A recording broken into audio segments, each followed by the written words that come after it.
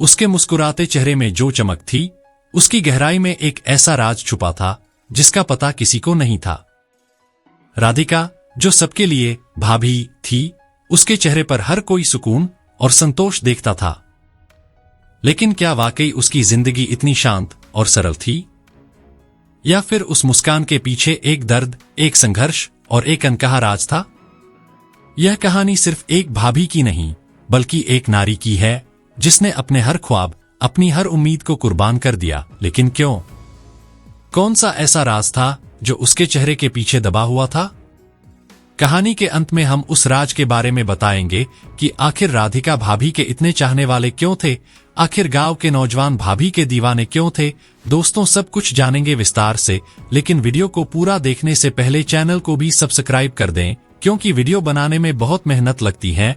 दोस्तों, यह मेरा छोटा सा चैनल है जिसे आपको सब्सक्राइब कर देना है, क्योंकि यह काम आपके लिए 1 सेकंड का है, लेकिन इससे हमारी काफी मदद होती है। राधिका का जन्म एक छोटे से गांव में हुआ था, जहां लड़कियों की जिंदगी घर की 4 दीवारी में बंधी होती थी। उसकी मां एक सीधी सादी महिला थीं, जो मेहनत करके घर का गुजारा करती थीं। राधिका को बचपन से ही यह एहसास दिलाया गया कि उसकी जिंदगी का मकसद सिर्फ अपने घरवालों की सेवा करना है। लेकिन उसके दिल में एक अलग आग थी, सपनों की एक लौ थी जो उसे उस बंधी बंधाई जिंदगी से आगे बढ़ने के लिए प्रेरित करती थी। एक दिन राधिका की मां ने उससे कहा, बेटी, इस गांव की सोच बदलने का जज्बा सिर्फ तुझ में है, पर इसके लिए तुझे खुद को पहले साबित करना होगा। मां की यह बात राधिका के दिल में घर कर गई। उसने अपनी पढ़ाई पर ध्यान केंद्रित करना शुरू किया। हर रोज का संघर्ष उसके भीतर एक नई ताकत भरता था, एक नया हौसला जगाता था। लेकिन नियति को कुछ और ही मंजूर था। जब राधिका सिर्फ 10 साल की थी, उसके पिता का निधन हो गया और उसके परिवार पर संकटों का पहाड़ टूट पड़ा। मां ने पूरी हिम्मत से घर की जिम्मेदारियां संभाली, पर राधिका को यह समझ में आ गया कि अब उसे भी इस जंग में अपनी हिस्सेदारी निभानी होगी। समय के साथ साथ राधिका की मां भी बीमार रहने लगी। एक दिन अचानक मां भी उसे छोड़कर चल बसी।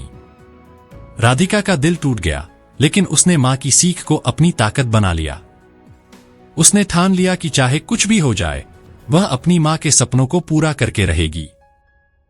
समय बीतता गया और गांव के दबाव के चलते उसकी शादी कर दी गई। उसका पति मोहन एक साधारण किसान था, जिसकी जिंदगी सादगी और मेहनत से भरी हुई थी।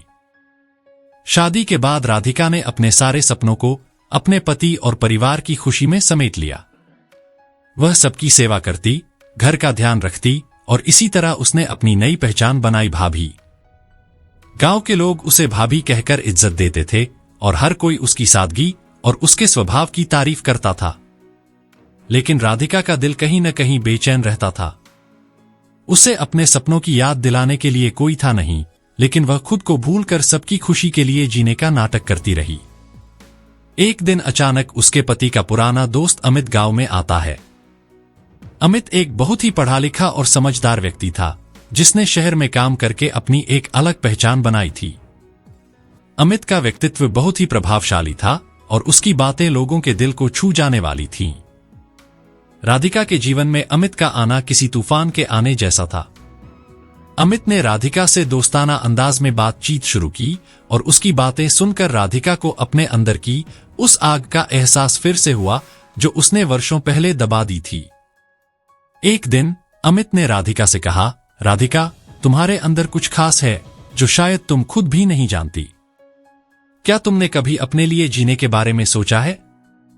अमित की इस बात ने राधिका को सोचने पर मजबूर कर दिया। वह रात भर इस बात पर विचार करती रही कि क्या वाकई उसकी जिंदगी में कुछ खास हो सकता है। क्या उसके सपनों की कोई कीमत हो सकती है? धीरे धीरे उसकी सोच में बदलाव आने लगा, लेकिन वह अपनी जिम्मेदारियों को छोड़ नहीं सकती थी। अमित और राधिका के बीच एक अनकहा रिश्ता पनपने लगा। दोनों के बीच एक गहरा जुड़ाव था जो प्यार से कहीं अधिक था। यह जुड़ाव दोस्ती और सम्मान का था, लेकिन समाज की मर्यादाओं और अपनी जिम्मेदारियों के कारण राधिका ने कभी अपनी भावनाओं को जाहिर नहीं होने दिया। अचानक एक दिन अमित गांव से बिना किसी को बताए चला गया। किसी को नहीं पता था कि वह क्यों और कहाँ चला गया। मोहन भी इस बात से अचंभित था, लेकिन राधिका के लिए यह किसी सदमे से कम नहीं था। उसने अपने दिल के किसी कोने में अमित की जगह बना ली थी और उसका यूं अचानक चले जाना राधिका के लिए बहुत तकलीफदेह था। अमित के जाने के बाद राधिका के हाथ एक पत्र लगा जो उसने उसे छोड़ने से पहले लिखा था। उस पत्र में लिखा था, राधिका, हर किसी की जिंदगी में एक ऐसा पल आता है जब उसे अपने दिल की आवाज सुननी चाहिए। अपने अंदर की शक्ति को पहचानो और उस राह पर चलो जो तुम्हारे लिए है। अमित के जाने के बाद राधिका ने अपने सपनों को फिर से जीना शुरू किया। उसने गांव की महिलाओं को सिखाना शुरू किया, बच्चों को पढ़ाने का काम अपने हाथ में लिया और गांव में एक नई प्रेरणा का स्रोत बन गई। वह अब सिर्फ भाभी नहीं रही, बल्कि गांव की एक आदर्श बन गई। उसके इस बदलाव को देखकर गांव के लोग चकित थे, लेकिन उसकी मेहनत और हिम्मत ने उसे सबकी चहेती बना दिया। मोहन भी अपनी पत्नी के इस नए रूप को देखकर गर्व महसूस करने लगा। उसने भी राधिका का साथ दिया और उसे अपने सपनों को पूरा करने में हर संभव मदद दी। कहानी के आखिरी हिस्से में एक दिन राधिका को एक और पत्र मिला जो अमित ने मोहन के लिए छोड़ा था। इस पत्र में अमित ने मोहन से माफी मांगी थी कि वह बिना बताए क्यों चला गया। साथ ही उसने बताया कि राधिका की मां ने उससे वादा लिया था कि वह राधिका को प्रेरित करेगा ताकि वह अपने सपनों को जी सके। अमित ने खुद को राधिका के जीवन से हटा लिया ताकि वह अपने दम पर अपनी मंजिल तक पहुंच सके। यह जानकर राधिका की आंखों में आंसू आ गए, लेकिन उसकी हिम्मत और बढ़ गई।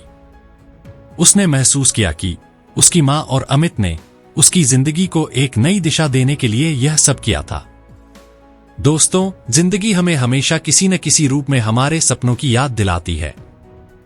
हमें बस इतना करना है कि हम उन संकेतों को समझें और अपनी राह खुद तय करें। सच्ची ताकत खुद को पहचानने में है। राधिका की कहानी इस बात का उदाहरण है कि एक औरत एक भाभी होते हुए भी अपने सपनों को जी सकती है और समाज में एक प्रेरणा का स्रोत बन सकती है।